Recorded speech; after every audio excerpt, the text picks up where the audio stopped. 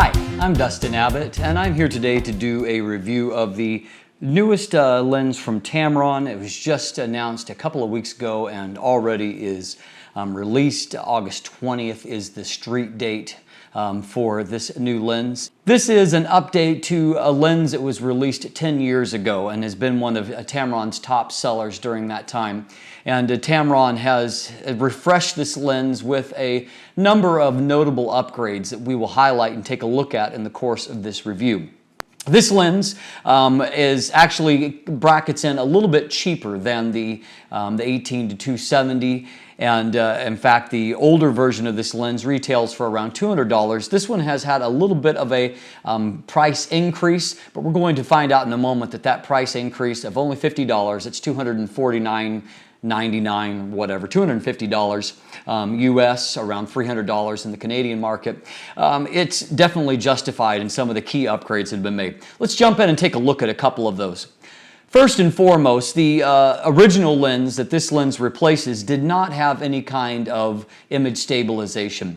Tamron's VC, or vibration compensation system, is one of the best on the market, and they have put a version of that into this lens.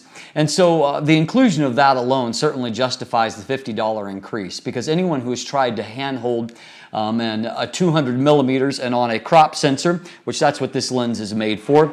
On a crop sensor, that has a full frame of equivalent depending on whether you're a Nikon and Sony user. It has a equivalent aperture on the long end of 310 millimeters. If you're a Canon user, it's around 320 millimeters. And so trying to handhold that kind of focal length is extremely difficult.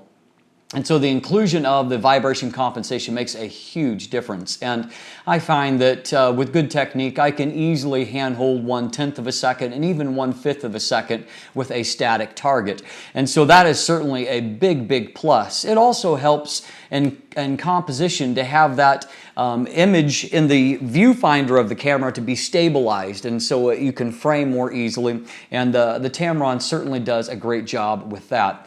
I do find if there's any kind of negative when it comes to the VC's behavior is that in the viewfinder, when the VC engages, there seems to be a slight kind of dipping of the viewfinder image before it stabilizes and locks into place. I notice it because the best image stabilizing systems don't do that.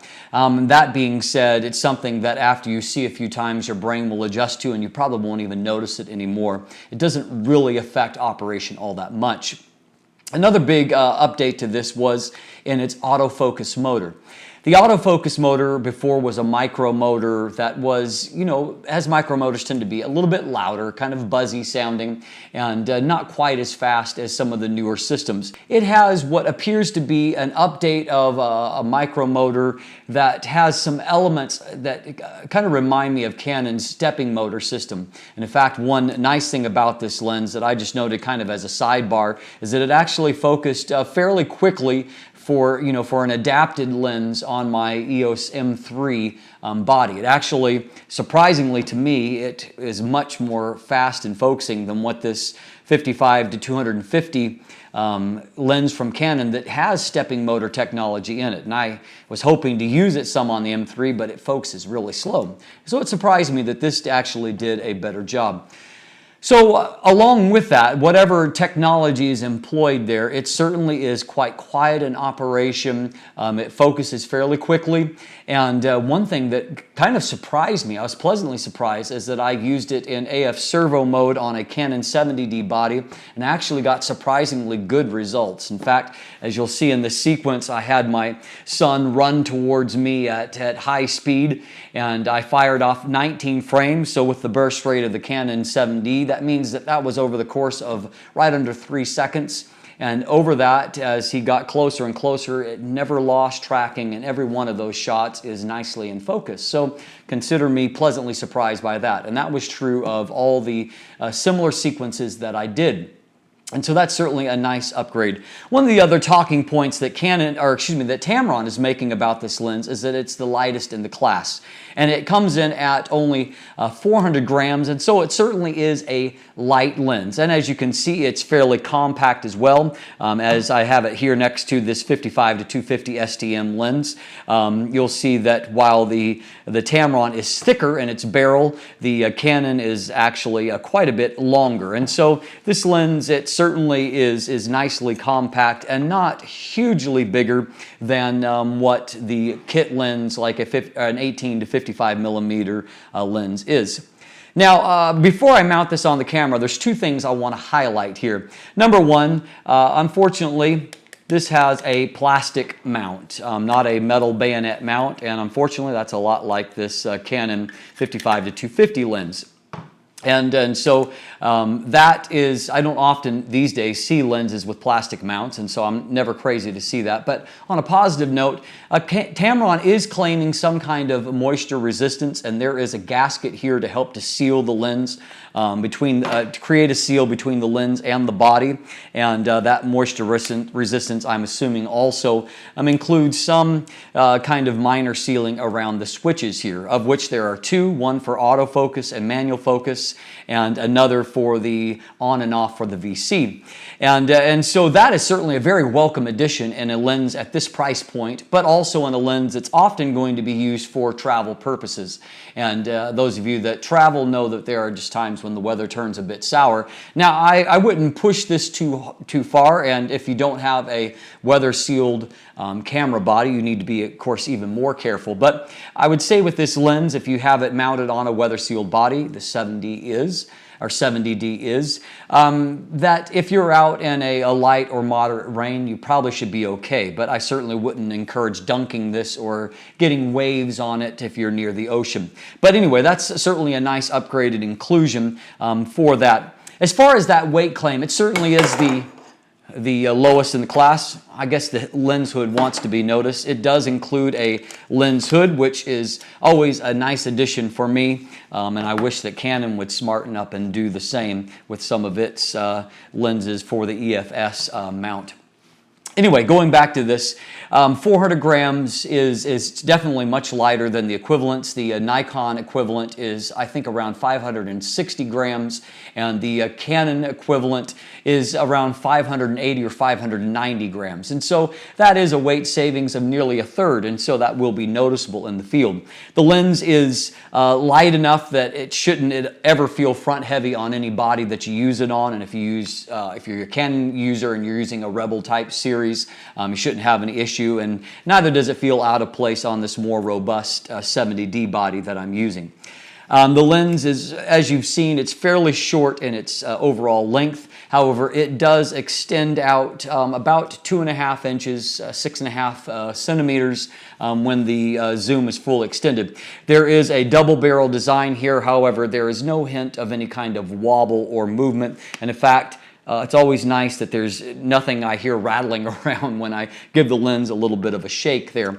The lens does include a zoom lock here. That being said, this is a very light front element, 62 millimeters, but not a whole lot of weight there. And I see no inclination at all of this lens creeping right now. And so it's always nice to have that, because sometimes if you're carrying it in a harness or in a strap some kind, sometimes if there's friction in a certain way, it might cause the lens to zoom out a little bit. So you might want to use the lock then. I suspect for the most part, however, it's nice to have that there, but you probably won't be using it very much. As you can see from some of the photos here, it has a nice wide zoom ring that is rubberized and ribbed, and the zoom action is nice and smooth, no complaints there. I do want to note, however, that the focus ring here is quite narrow, and the biggest negative about that is that when you do autofocus the lens, this actually rotates, which shows that there isn't a full-time manual override, and so that moves. And so for me, I often will be supporting a lens like this when I go to shoot, and as a result, it'll kind of snag sometimes on my fingers. There's not a lot of distance. There's only about a 1/4 inch between the zoom ring and then out to that manual focus ring. And so as a result, I find that I sometimes am catching on it, and so I have to then consciously remove my hand, but it can get in the way of shooting sometimes.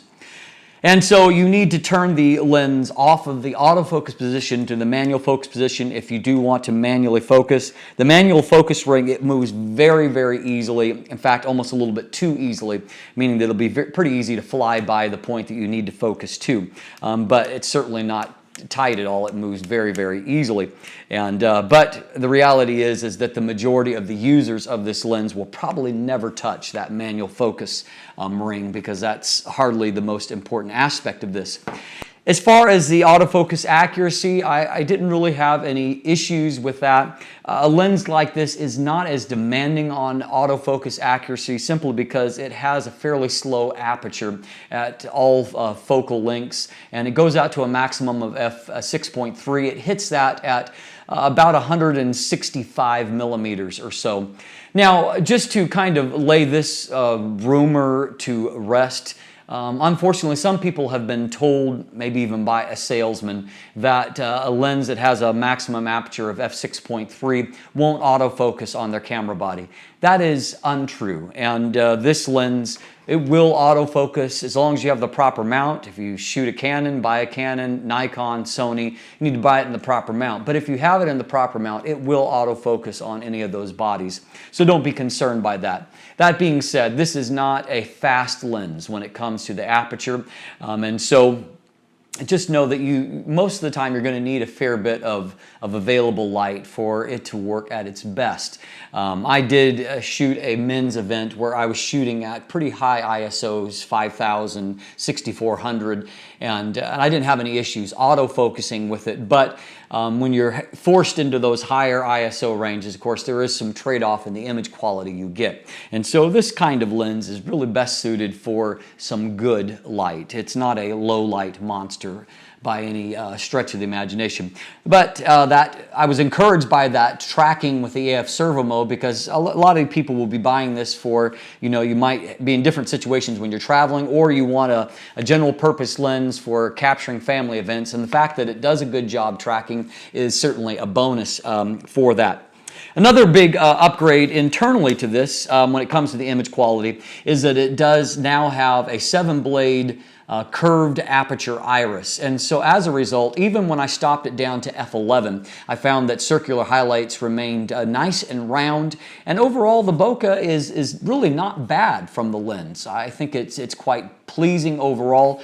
There's just the slightest hint of some concentric circles in there, sometimes referred to as onion bokeh, but it's really not all that apparent at all. And so a nice job there, Tamron, because circular highlights remain nice and round. The image quality is about what I expected. It's, I use a lot of high-end gear, and so I have to kind of revise my expectations down a bit, because there are optical compromises that are made when it comes to making a lens with such a broad focal length. I mean, 18 millimeters is fairly wide, 200 millimeters is fairly long, and so that's a lot of ground to cover in between. And so there are some compromises that are made. That being said, I think that this lens performs very well in comparison to its true competitors, be it the Canon 18 to 200 millimeter or the Nikon equivalent, or even the kit lenses that it might be replacing. You're not really giving up anything in terms of image quality, and there were some occasions where I was actually quite pleased with what I saw coming out of the camera, and even when examined at a pixel level, it looked quite good. Another plus is that this lens has a quite low minimum focus distance, 0.5 meters or 19.7 inches. As a result, it gives you a nice maximum magnification figure of, I think it's around 0.25 times, which means that as a result you get some nice magnification, and it's fairly easy to fill the frame, as I did with this shot of a fairly small blossom off of a black-eyed Susan. And so that's a nice plus as well.